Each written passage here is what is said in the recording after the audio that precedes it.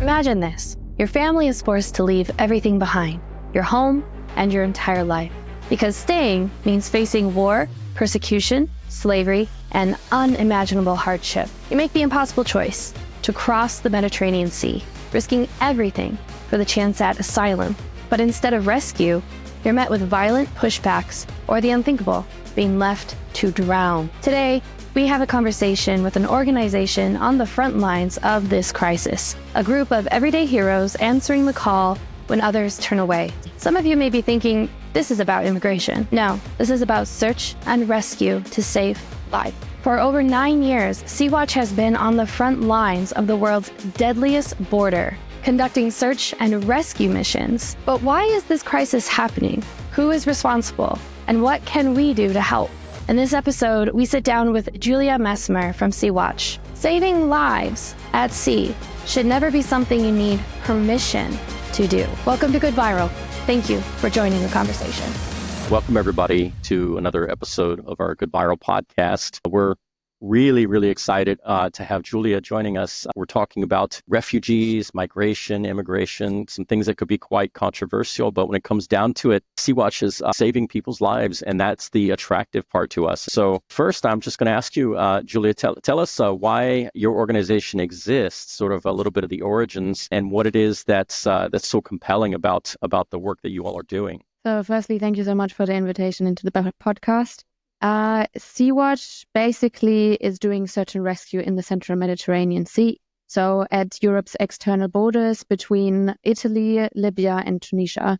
And what we're doing is we are having 2 ships with which we are saving lives, saving people from distress at sea. But we're also operating 2 airplanes. And with those 2 airplanes, we are monitoring human rights violations that are happening basically every day in the sea by European actors such as the agency Frontex, by coast guards, but also, of course, in cooperation with the so-called Libyan Coast Guard, with the Tunisian National Guard, and other Libyan militias. So we're really putting attention to a geographical area where other civil society actors cannot be, because it's on sea and you can't just go by boat and monitor and be present, but you really need to have an operational assets. So that's why we're here. Didn't quite think about how big basically the Mediterranean Sea is. I've been there by myself. I swam in the ocean and everything. And we've heard a lot about the refugees in the news and all of this stuff. And it's quite big. It's kind of hard to patrol, I guess you could say, the seas to try and find people who may be in distress. And you have so many things at your disposal, which is so cool. You have various ships, you have some planes, some aircraft, and you're working with all these other organizations, which I think is great. And I just kind of want to put out a big thank you to you guys, because I was looking at your website and I was just completely blown away. You know, on your website, you mentioned that in 2023, just your aircraft alone had sighted 16,000 people at sea, which is about 311 boats. That's almost one a day. And I was just like, oh my gosh, that's a lot of people. That's a lot of operation. So it would be great to hear a bit of a story of, you know, when a boat is sighted, when people are in distress, you know, they're trying to find a place that's a bit safer and giving themselves better lives. And what happens when a vessel is spotted and these people are in distress? What's the next step? I mean, I think firstly, I have to say that like SeaWatch, like us, we're trying to support people fighting for their right, fighting for their right to claim asylum, because everyone in this world should be able to flee to another country to claim asylum. And this is like the most important thing for us. We are doing basic humanitarian work. So where we really have to put the attention is to borders that kill people and that refrain and that hinder people to claim their right or their rights. So when people flee through over the central Mediterranean Sea, they mostly flee from Libya or Tunisia. This is the area of operation that we are covering. Of course, they're also fleeing from Turkey, for example, to Greece, but this is not where SeaWatch is present. When we see people fleeing from Libya and Tunisia, we see them fleeing by different sorts of boats. So there can be dinghies, for example, but there also can be metal boats. And they each have their different, very, very dangerous elements to it. Dinghy boats, for example, can deflate. They are very unstable.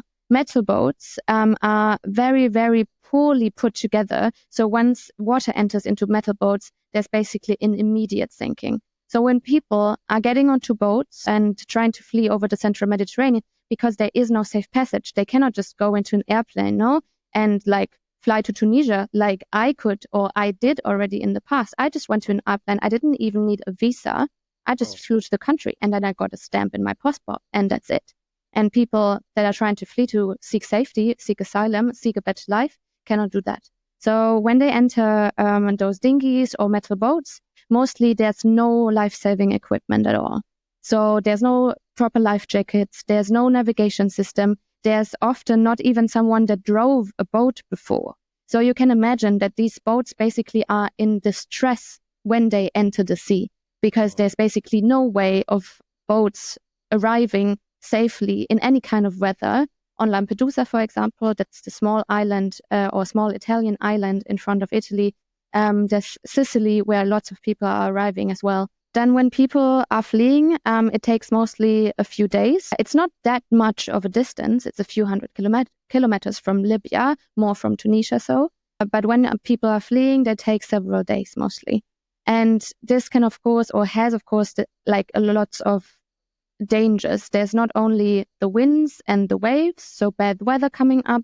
There's also the mix of salt water and fuel that is present in those different boat types. So, and when salt water and fuel mixes, it creates this very, very poisonous, acidic fluid that burns skin.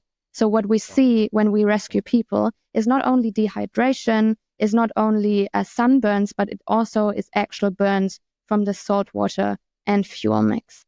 Wow. And then when people are at sea, we spot them, for example, with our airplanes. They are spotted or they are registered by Watch the Med Alarm Phone. Watch the Med Alarm Phone is a emergency hotline, basically, for people in distress at sea, so people can call. And then this initiative, which is super relevant in our area of operation, registers their call, registers their coordination, and informs all state authorities, obviously, but also all civil actors in the area and also all other actors like merchant vessels, for example.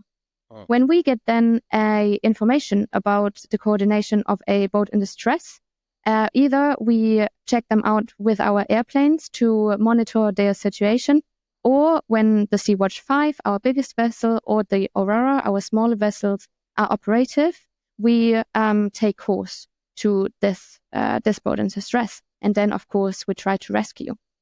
But not only us are trying to get to those boats, also the so-called Libyan Coast Guard, for example, or other Libyan militias. So there's, for example, the Tarek Ben Zayed militia that is also present at sea.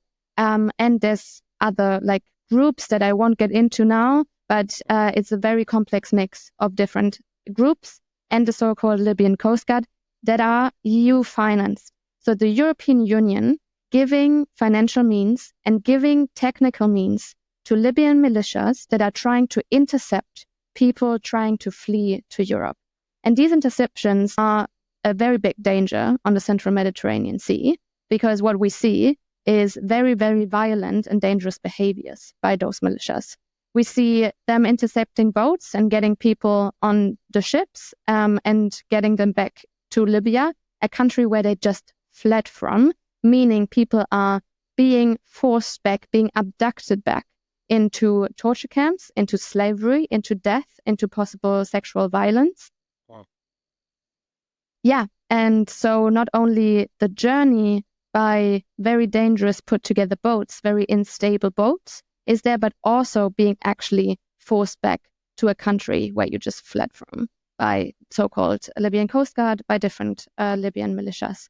But once we get to a distress case, we actually deploy fast rescue assets. So we have 2 speedboats, basically. They are much, much smaller than our motherships. And we approach the distress cases firstly with those speedboats. We have approximately 4 crew members on those speedboats that check them out first. And the first thing we do is distribute life jackets, because people do not have life-saving equipment. And if the boat capsizes, people are in the water, people possibly cannot swim, people drown. So it's like, for us, like the very first thing, the most urgent matter is to distribute life-saving equipment. And when we did that, we shuttle them back to the mothership. So, for example, to the SeaWatch 5, where they are taken care of medically, where they receive a blanket, a bottle of water, and can like calm down after like this sometimes days-long journey before we then go into an Italian port and try to get them safely to European land. My first question, I suppose, is that you were talking about this distress phone number or whatever is this, right? So I'm assuming that these people are, well, maybe it's a question really of how many people are given this phone number directly and said, look, if you are in true distress, call this number. Is that, and then if with all these risks that are out there and the knowledge that, of course, it's sort of a race between people that might actually help you or people that might actually make your situation much worse, are there also a lot of people that literally, even in distress, avoid using that phone call? So the phone call that I was talking about is a phone number by a civil society initiative. So this is not state-led. This is an initiative that founded itself in 2014 because of the lack of rescue efforts by European states, basically. And because people saw there's thousands of people dying in the Mediterranean and states withdraw their rescue efforts because it's a politics of drowning. It's a politics of ignorance. It's a politics that intentionally lets people to die at sea so they are not reaching European shores. So Watch the Med alarm phone tries to really advocate and make this phone number public and make people aware that they exist. So when people are in distress at sea, they can really reach out to them, and then they can reach out to state actors, like I said, as well as civil actors in the area. Would you say it's common, though, that people know about the existence of this before they set off? Do they generally know?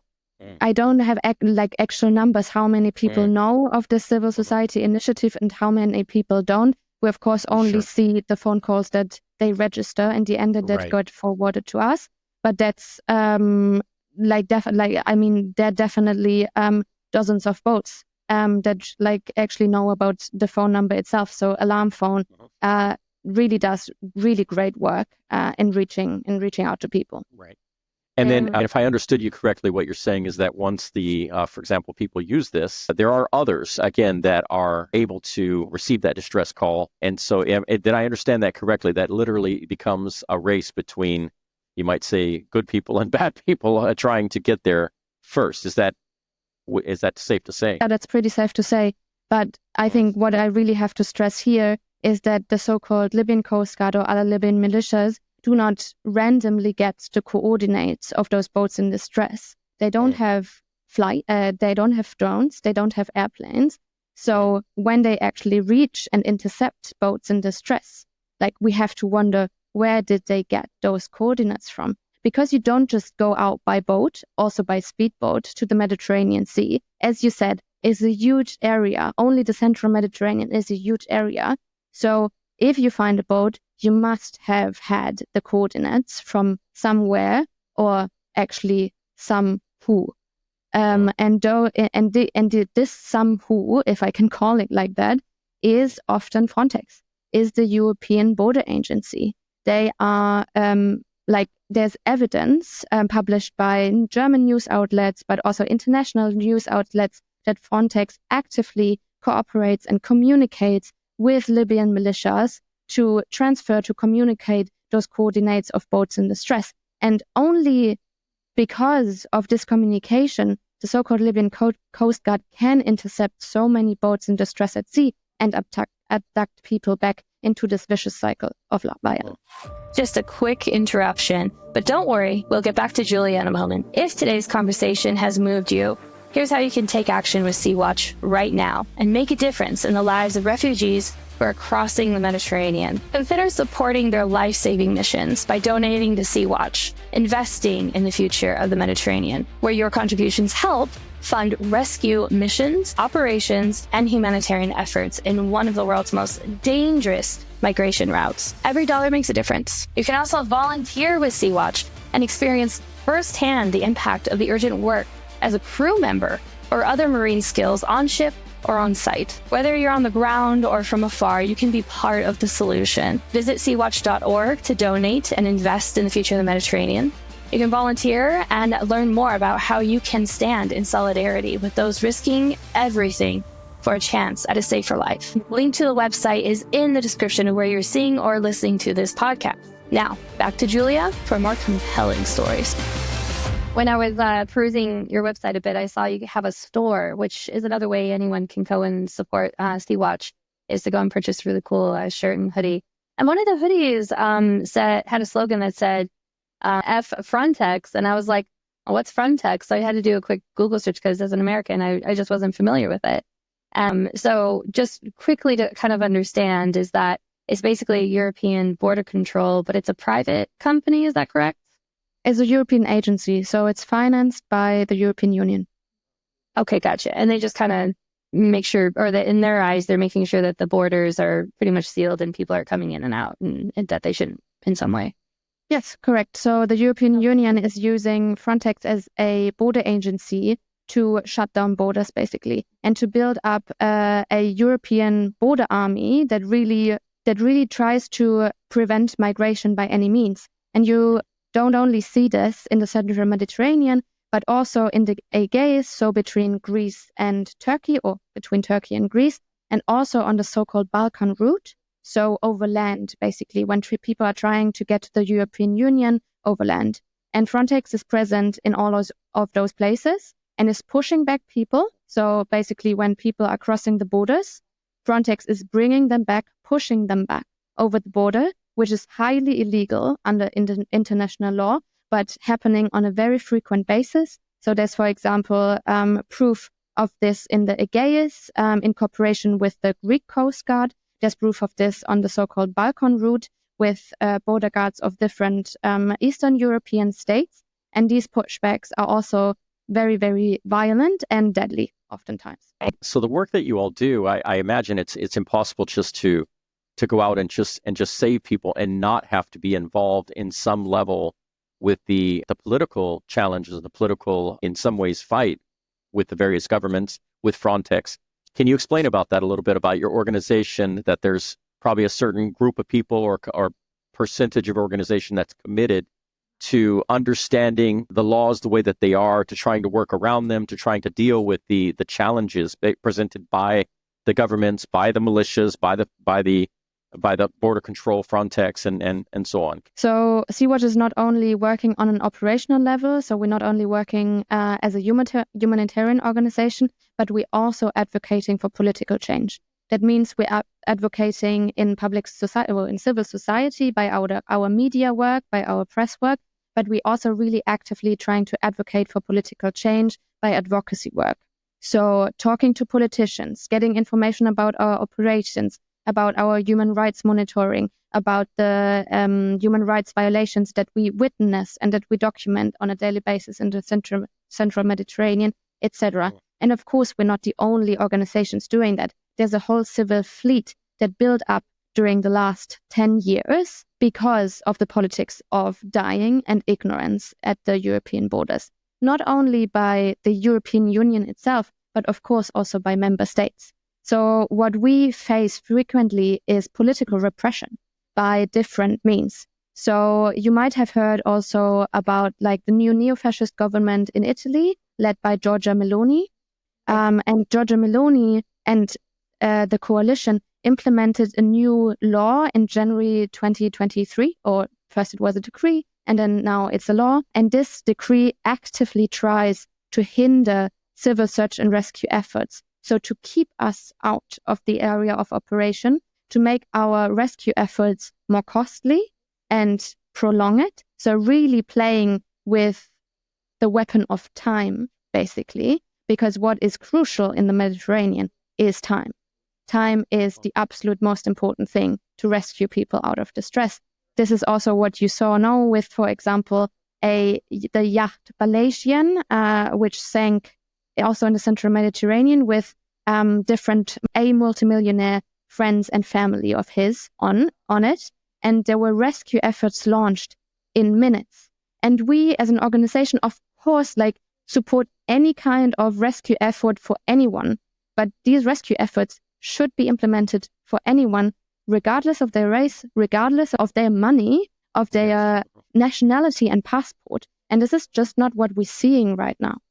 But when it comes to criminalization of rescue efforts, you really see creative minds, creative politics that tries its different ways. If it's or when it's very outspoken by, for example, the criminalization efforts by former Interior Minister of Italy, Salvini, Matteo Salvini, who is now Transportation Minister, or when it's the politics basically of silence, of silencing us through detention time. And what we're seeing right now in Italy is really a politics of detention, of blockade. Our SeaWatch 5 was just recently blocked for 20 days again because we rescued, because we followed international law. There's no other reason but rescuing. And there's different argumentations, of course, used. So in this case, for example, it was because we apparently didn't wait for permission to rescue. And this is completely absurd. You do not need permission to rescue. If you are on the highway and you see an accident, you are not like, oh, maybe I'm going to call authorities and wait what they say. Maybe I can stop and call an ambulance or not. No, of course you stop and you call an ambulance because time is crucial. And this is just exactly the same. Just so that everyone, including myself, understood you correctly, is there's a rescue mission that happens, and then some governments, specifically probably Italy, detains the ships basically and make sure that you can't go out for a certain amount of days. Is that correct? Yes, correct. So this new law and decree published in 2023 that I just mentioned has different obligations and regulations on it. And one of them is, for example, that you have to go to a port immediately after rescue. So after the first rescue that you conduct in the Mediterranean, you get assigned a port and you have to go to the port. And thinking your first thought might be, oh, but that's great, no? You immediately get the port and you could just immediately disembark people. But what it actually means and says in a very bureaucratic way is that the captain and the crew of our ships have to ignore any other distress case that we might know about because we need to go straight into port and we usually don't get permission to do another rescue. And what Italy does, or Italian authorities, is assigning us ports that are very far away from our rescue area. So sometimes over 1,000 kilometers. And this means 4 to 5 days of just going and driving, sailing to the port. This means thousands of euros and dollars of fuel. And this means 4 to 5 days additional stress, additional, basically, a medical hazard, medical risk for people that we just rescued. And this really shows a politics of making our lives as miserable as possible. But in the end, criminalization of search and rescue efforts, of civil search and rescue, is always a mean of blocking migration and of criminalizing migration. And this is why also we have to put a lot of attention to the criminalization of people on the move, of refugees arriving into Europe.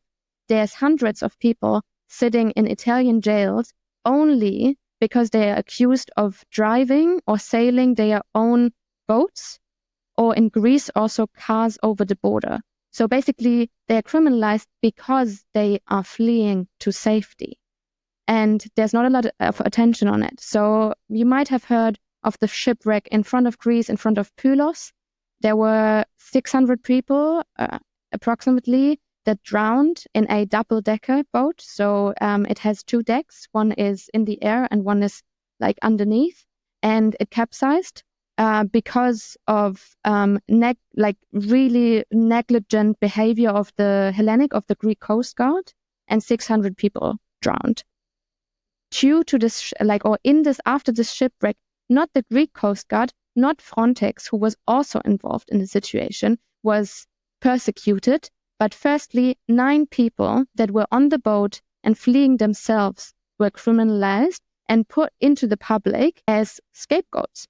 And this is what we see not only in Pylos, but also in Italy, and basically all around European borders, because we are scapegoating people and criminalizing them for our own actions. There's a lot of knowledge that just dropped. Wow. Thank you for telling us all of that pieces. So it seems to me that as far as the work that you do, I mean, spend some time on the seas, sailing and so forth, and none of that is easy. So I know that the actual rescue attempts and everything that you physically have to do is not easy.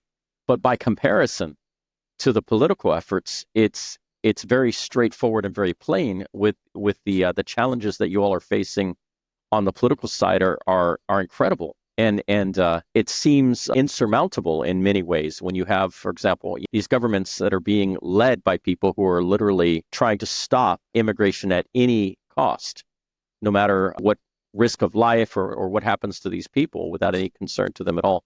And so this part is astounding, and it makes me really wonder. I remember reading on your website that you guys are 100% funded by donations. And of course, so that means that there's a lot of people out there that care very much about what you're doing. But how do people, as they learn about this and they become aware of this, how does the change happen? How does this insurmountable political problem get diminished? I truly think this is not an insurmountable problem at all. It's very easy. Everybody deserves rescue in distress. That's it. It's a point. Everybody deserves rescue. Done. And it would also be politically changeable in an instance with first creating a European search and rescue program. So not putting this work and pressure on civil society actors to actually go out and rescue, because this is not our task. Like, we don't want to do this. We want to abolish ourselves. We don't want to be there saving people of drowning, because they shouldn't be drowning in the first place. So what we need in the long run is safe passages, no? And a legal right to move and to come into the European Union and to claim asylum. And this is what could be legally implemented very, very easily, but it's not. And it's not implemented politically because of political willful choices. And this is why at the moment I really believe in pressure by civil society, pressure by movement building, pressure by everybody gets up and does what they can do. If it's donating, if it's awareness raising on social media, if it's talking to your racist uncle at the dinner table and talking about sea rescue at the borders of the European Union, or what is happening with ICE in the US, what is happening at the borders of Mexico and the US, what is happening in Australia, because what the European Union is doing, what European member states are doing, this is not a singular event in our world. And this is happening across borders everywhere. And we really have to also get this complexity into our politics, basically. So I really believe everybody can do something. And this is also really, really necessary. And together we can create the pressure to really lead to political change. Yeah. Thank you for that. As many of our listeners, including myself, are living in the States. Damien is in Spain, actually. And you're in Italy, is that correct? No, I'm in Berlin, actually, at the moment. Oh, you're in Germany. Okay, great. Yeah. So we're kind of scattered a bit around the world. And I think that's a big question that a lot of our listeners and anyone really asks is they see all of this trauma and this death that's happening on the screen or on social media. And they ask the question, what can I do to help? And of course, there's donation. Of course, you're 100% funded by donation. And so we're always going to encourage people to go and donate, have those conversations with the racist uncles at the table, and talk about these things. So it's really interesting because I also saw on your website that there's volunteer opportunities as well. And I found this really fascinating because it's something I've never really thought about, of course. And you don't know what you don't know. And on your website, it showed people who have sea experience of some kind can actually go and volunteer and or work with vessels with your organizations to go and be part of rescue. Can you tell us a little bit about that? And perhaps if a story might come to mind of people who did join as volunteering for rescue missions and what their experience was like, what they were seeing. I mean, I can't speak for everyone, obviously. Everybody also has their own experiences. But for me, volunteering on our ships and airplanes, but especially on our ship for the first time. We had a rescue in the early evening of a day in February or end of January. And it was a beautiful day. Like, you had really blue sky. You had a very calm sea. We were there with the SeaWatch, or on the SeaWatch 5, looking out with binoculars and searching for distress cases. And once the sun set and you had this huge fireball, like this super beautiful sunset, we spotted a boat in distress. We spotted a boat in distress with around 50 people, and then all the rescue efforts started to happen. So people were going around the ship, doing their tasks, getting ready to go on the speedboats, and checking out this boat and boat in distress, and then really trying to getting into rescue mode. Seeing those speedboats in the evening sun with this huge fireball was so absurd that I really just thought, well, I'm working with SeaWatch since a couple of years now. I'm working mostly in the office, sometimes on our rescue vessels or on the airplanes. But every time you volunteer, it's as if you didn't see the situation on screen before. And sometimes it feels super distant and very absurd as well that you're there, that you even in the situation, and that you are in a place where states should be and you shouldn't be because it's not your actual task. And I'm guessing this feeling of anger that comes up in these moments, that people have to go through all of this, that people are put under pressure to do this work where we shouldn't do this work at all, and anger that people are traumatized where there could be planes flying over the Mediterranean to safety, is, I think, a very common denominator that I see with fellow activists, fellow comrades, fellow employees inside SeaWatch, and also, of course, plenty of other organizations and initiatives working in support of people on the move. Can you share with us? I think that, well, for me, right now it's overwhelming really to think about the difficulties of all of it. And as you say, the solutions are quite simple, but there's a lot of resistance. So it doesn't happen quickly, and it's all sort of the day-to-day fight. But I think one thing that might give us some encouragement and some hope is if you could maybe share with us about an individual, about a person, or about a family, or a couple of people that were rescued and where it actually made a huge difference for them in having a better life. Can you share something about some real people so that we can sort of bring this home and sort of feel better about that the fight is worth it? You know what I mean? I think the fight is worth it for every person that we rescue and that we can support. Getting into two European shores, and that's why we're doing it now. You always hear about 20,000 people have died, 25,000 people have died, 30,000 people have died. That people also forget that firstly, those numbers are people with wishes, with hopes, with dreams, with families, with lives, with jobs, with pets. And then you also forget about people that actually make it to European shores. And those people actually just start their fight against a system that is not only violent to arrive to, but also violent in going through. So the asylum system, the asylum detention centers that you see in Italy, but also in Germany, all over Europe, oftentimes very, very cruel in how they are working and how they are affecting people on many different levels.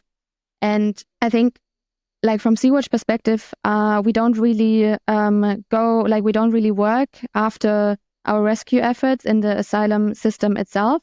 So we don't follow people while they go through their asylum process.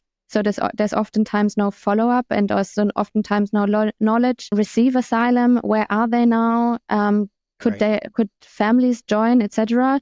But I think what I really would like to share from our vessels is that we don't only have very intense rescue moments on those vessels, we share days of our lives with the guests on board.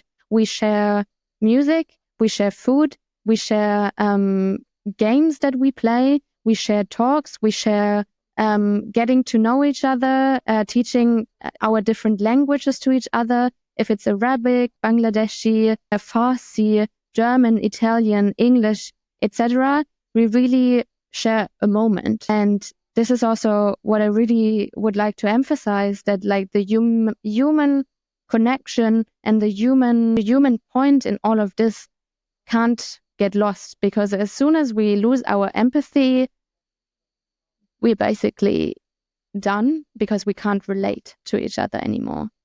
And of course, this is not only about being human, being moral, but this is about politics. And this all combined just makes the situation in the Central Mediterranean how we see it. Yeah, thank you. As we wrap up our episode, I'm a history buff. And so a lot of my travels and my questions and my research usually goes into histories. And there's beautiful parts of histories, and then there's some ugly parts to history. And I think we're in the middle of a bit of the ugly right now. And so it would be really great to see resolution happening with all of this. And of course, donations going to help with that. And following you guys on social media, as well as checking out your website. Everyone who's listening and watching, please go to those areas, support SeaWatch, maybe even volunteer if you have sea experience. Hopefully we can get this resolved quickly. A lot of death has happened in our human history, and it probably will continue for some time. But today, from what I'm hearing, is that we can really make a big change if we continue to support organizations like yourself, SeaWatch, and also advocate for change in the political side. We're not a political podcast, but we do recognize that it's involved in a lot of the topics that we do cover. And so we are going to support people to be advocating for those changes with those political organizations. So those who are listening, please do those things. Do go to SeaWatch website, which is the link in the description, and go and check it out, donate, volunteer, share with a friend. I also saw some really creative ways that people can help fundraise with you, which was really cool. And there's all these options. So everyone who's listening, please go and do that. Giulia, thank you so much for being on this podcast with us and really enlightening us on what's really happening out there on the seas and how people are really being affected by negligence in a lot of ways, and how you guys are really stepping up as heroes. So we want to give a huge thank you to you, your organization, and those who are volunteering to be the heroes, to really help those who are in need. So thank you for that. Thanks for the invitation again. And maybe just as closing words, because we hear this hero narrative so much. And I just really want to emphasize that our work is work that has to be done. There's nothing hero-like about it, really. It's work, it's a job, it's activism. Is like people are active in the fire departments or in the medical departments, in hospitals, etc. But also people cleaning houses, people being like so integral to our society. Humanitarian work is just another work, and we can really leave the hero narrative out of it, because it has to be done. It has to be, people need to be supported. And also from a political and historical perspective as well. Now, Anastasia, you talked about like being really into history, and we have to recognize that the patterns and displacement occurs because of historical happenings, because of colonialism, because of extractivism and exploitation. So we really just support people in what they have a right for. That's basically it. Thank you for listening to the Good Viral podcast and being part of the conversation. If you are inspired by this episode, go to our website at goodviral.org, where you can find resources and listings from the episode to continue good efforts. Like, comment, and share this episode to any or all of your social media channels. It's really easy to take a small action, and maybe you'll inspire a big result. When good goes viral, the world gets better.